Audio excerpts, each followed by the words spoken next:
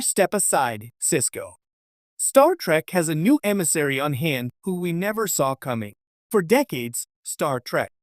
Deep Space Nine's Benjamin Sisko has reigned supreme as the franchise's most spiritual captain, a man chosen by the prophets themselves, bridging the gap between corporeal and celestial.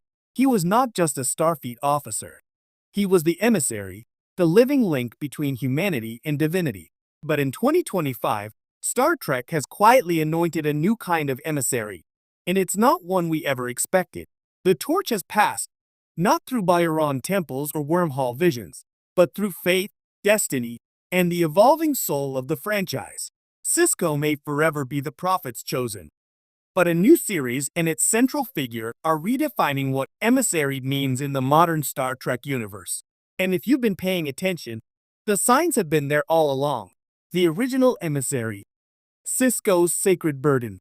When Deep Space Nine debuted in 1993, it did something radical for Star Trek. It fused science fiction with faith. Benjamin Sisko's journey wasn't just about diplomacy or commanding a space station.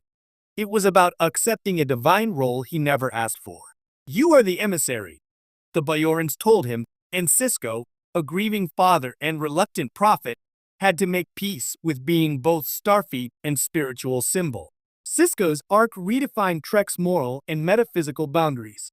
His connection to the prophets wasn't about blind belief, but about grappling with the mystery of existence itself. When he finally joined the prophets at the end of the series, it was clear the emissary wasn't just a title, it was a calling. But in the years since DS9 ended, no Starfleet officer, not Janeway, not Picard, not Burnham, has quite filled that sacred void. Until now. Enter the new emissary. The third season of Star Trek, Strange New Worlds, has quietly delivered one of the franchise's most surprising spiritual awakenings. It didn't come from a captain or a Vulcan philosopher. It came from a character who has been sitting right under our noses the entire time. Lon Noonien Singh. Yes, Lon, the descendant of Khan, the genetically augmented tyrant whose name still echoes through the centuries, has become Star Trek's new emissary. Not in the literal Byron sense, but in a symbolic, spiritual, almost cosmic one. Her journey across strange new worlds has mirrored Sisko's in astonishing ways. Like him, Lon carries the burden of legacy. She's haunted by the past deeds of someone whose shadow looms over her very identity. Like Sisko, she has resisted destiny at every turn, trying to carve her own path while the universe seems determined to define her.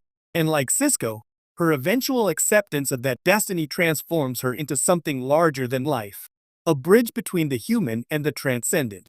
The time travel revelation that changed everything. Lon's turning point came in Strange New Worlds Season 2's Tomorrow and Tomorrow and Tomorrow, where she was thrust into an alternate timeline and forced to confront not only her ancestors' legacy, but the very nature of fate. That episode wasn't just a sci-fi romp, it was a spiritual awakening.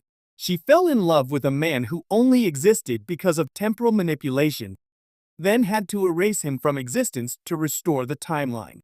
In that moment, Lon became something Star Trek rarely explores, a guardian of destiny. She didn't just fix time, she accepted its weight. Like Sisko's acceptance of the prophets, Lon began to see that her life, her pain, and even her lineage might serve a purpose greater than herself. Season 3 took that even further.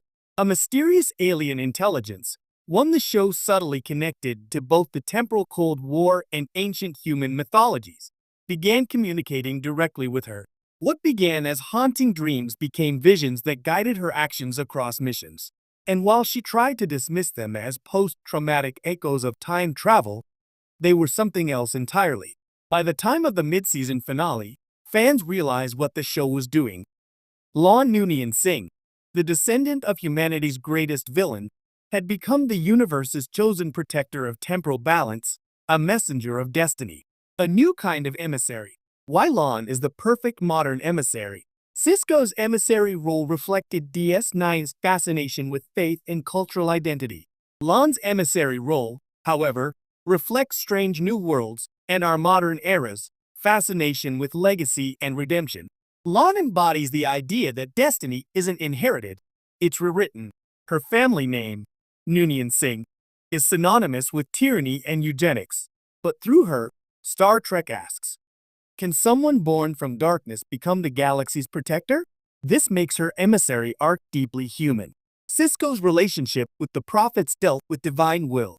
La'an's connection deals with moral agency. The cosmos doesn't command her. It trusts her. She isn't serving gods. She's interpreting the will of time itself. That's a radical evolution for the franchise, and one that makes her story feel fresh, mythic, and utterly Trek.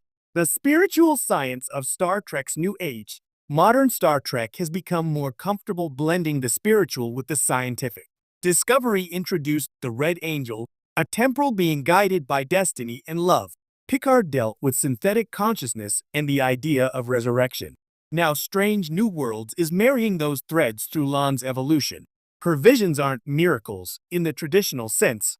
They're quantum echoes, manifestations of a consciousness that transcends linear time. Yet the show treats them with reverence, not reduction. For all its warp drives and tricorders, Star Trek has always been about seeking meaning in the unknown. La'an's connection to this mysterious intelligence, whether it's the temporal guardians, a cosmic entity, or something beyond classification, rekindles that sense of awe. It's fitting that Star Trek's new emissary isn't about religion but about responsibility. Sisko's story began with grief and faith. La'an's begins with shame and acceptance. Both end in transcendence. Step aside, Sisko. But don't forget him.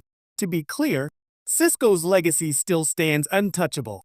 Avery Brooks's performance remains one of the most profound in all of Star Trek, and DS9's spiritual complexity has yet to be matched.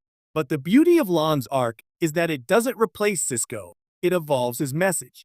In a sense, the Star Trek universe is cyclical. The prophets exist outside time. Perhaps, on some level, they have always been watching, guiding, waiting for another emissary who could see beyond the linear. If Sisko's role was to bridge faith and science, La'an's role is to bridge past and future. When she finally accepts her destiny in Strange New Worlds season finale, her line, "I can't escape who I am, but I can decide what that means," might as well be the thesis for the entire franchise. It echoes Sisko's "I can live with it" from In the Pale Moonlight, the moment he accepted moral compromise for the greater good. Both characters embrace ambiguity as strength, and that's what makes La'an the emissary for a new age, an emissary of the gray area, where morality, destiny, and emotion intertwine. The legacy of the emissary lives on. What's most thrilling about this development is what it means for the wider Star Trek universe. The concept of an emissary, a chosen voice of the universe, is now no longer limited to the Bajoran prophets.